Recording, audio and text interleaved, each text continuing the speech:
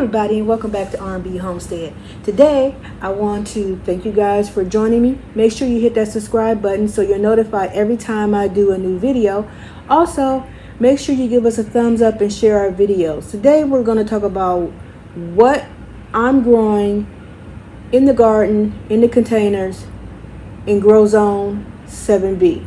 So, without further ado, let's get into this video.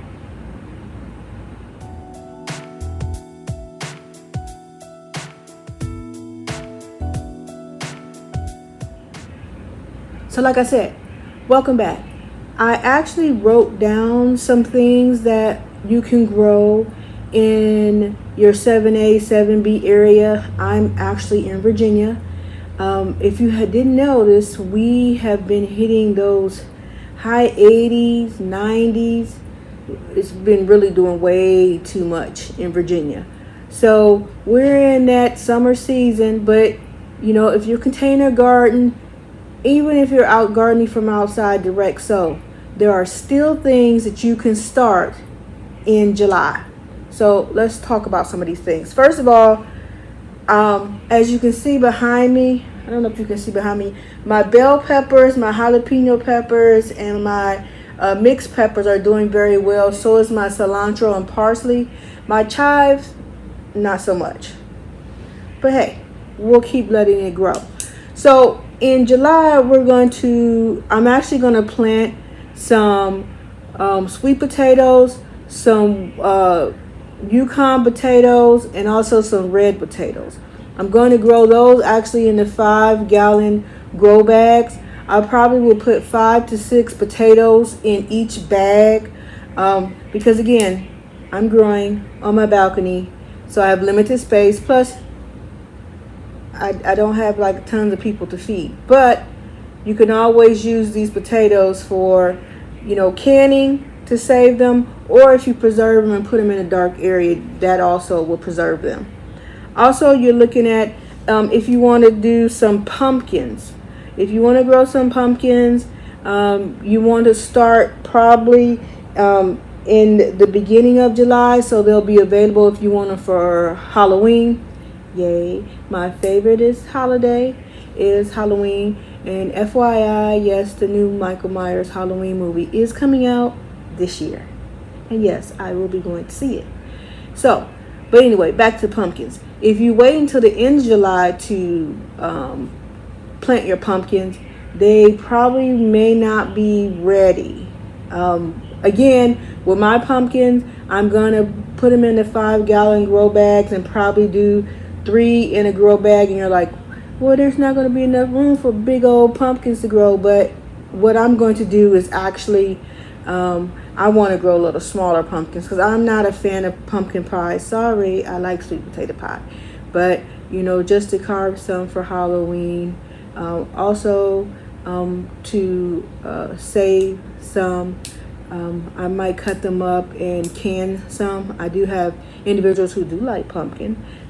I don't like pumpkin, but I have things to do with those pumpkins. Cherry tomatoes. It's not too late to start your tomatoes in this area, but like I said before, with the cherry tomatoes, and your smaller tomatoes, it's easier for them to grow in the containers, especially when we have in the smaller space. I do have some trellis that they can grow up on the vines if you do the bigger tomatoes, but I found that the cherry tomatoes, the little ones, they're easier to grow in the containers when you're dealing with a small space. Peas. If you still can grow your peas take about 70 days to mature. So you think about it, if you plant them in July, you're looking at the end of August or the beginning of September, and you'll have a harvest of some peas. Again, the peas, they like to climb. So you would need some trellis, and I have some ones that you can actually get some of the plastic ones from the dollar store. So again, if you're working in a small space. Also, beans. Now, with me, again, being in a smaller area, you can either do the climbing or the bush beans. I'm going to be planting some bush beans because with the bush beans, they spread over instead of up a trellis. So again, your bush beans. Kale. Now, some people will say, oh, kale is summertime, it's going to bolt, it's going to be nasty. But no, first of all, you're growing, I'm starting inside. And then once you put them outside, you got to think about it. It'll be, if I start them inside, I wouldn't put them outside until maybe the second week in August. And then what you would do is you would make sure that you keep them watered, not in the direct sun, but keep them very moist. And you could actually start with some kale and growing some kale. Now, I use the kale for my smoothies so they can be harvested and frozen. Next is carrots. Now, what I can tell you about carrots when you're growing them, you want to grow them in their permanent container if you're growing them in containers like I am.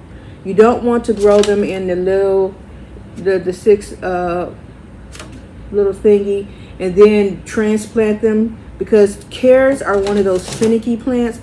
They don't like to be bothered.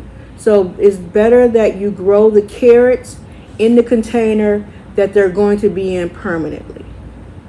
And for each container, I'm probably going to do, I want to say about 8 carrots per container, because I have a big container that I want to do. I'll probably do 1 or 2 containers. Again, I'm working on limited space. Next is squash. Again, squash takes 60 days after to get to maturity. Now, if you did not see my last video, mind you, that 60 days starts after it has germinated. So say, for instance, I'm going to give you a timeline. Say you plant them July 1st and it takes 10 days to germinate. So that means by July 10th, your seed should have germinated. So that means 60 days after. So that you're looking at the September 10th as your day of harvest. Remember, the day of harvest maturity, you add that to the germination date to get your all around time to harvest. I had that incident. I'm going to do a video actually to update you on the cauliflower and the broccoli, and my cabbage doesn't look very promising. I don't know why. I have beautiful green leaves, but no cabbage head or cauliflower head. Guess they just didn't want to grow. All right.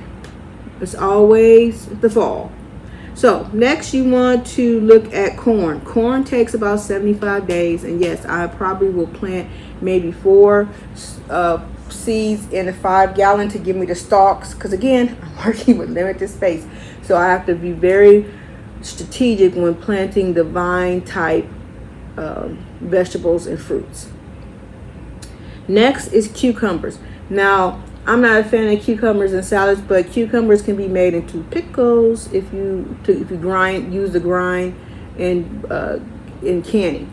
So what I'm going to do, cucumbers take about 60 days. So if I start them in July, which I'm going to do, by the end of August, I should have me some cucumbers. Now, there are 2 types of cucumbers you can get. You can get the ones that are in the vines, or you can get the ones that grow, I guess, closer to the dirt.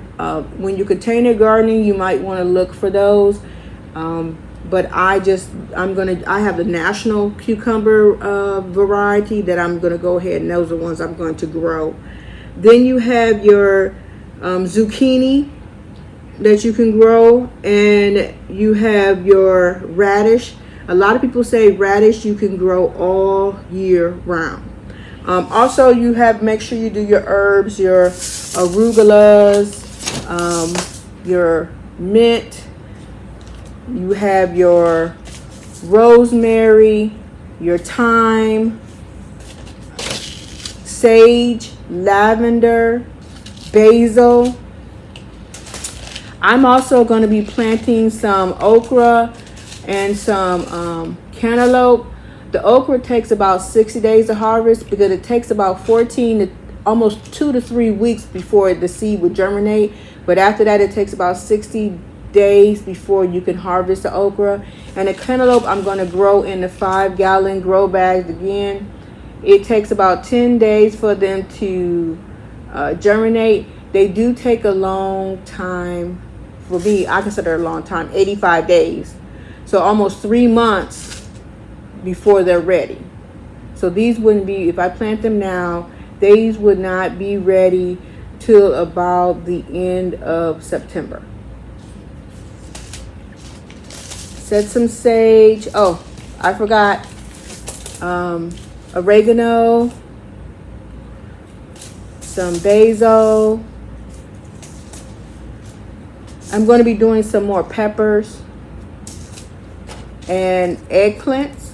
Now eggplants, again, they're like the okra. They take about 85 days to plant.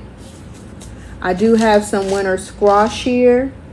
And of course, like I told you before, I have my cherry tomatoes. But I have some habanero peppers that I want to put in there because I will be making, I really don't do hot food, but I will be making some salsa as gifts. So again, I need some peppers, some onions. Ironically, I did not plant garlic and onions. So I'm doing some research for my area 7A. And it's a toss-up. Some people say it's not too late to do garlic or onions. Some people say it is. But again, this is your garden, and you grow whatever you like. And so let's see. I had the cucumbers, and surprise, surprise, what I'm going to grow.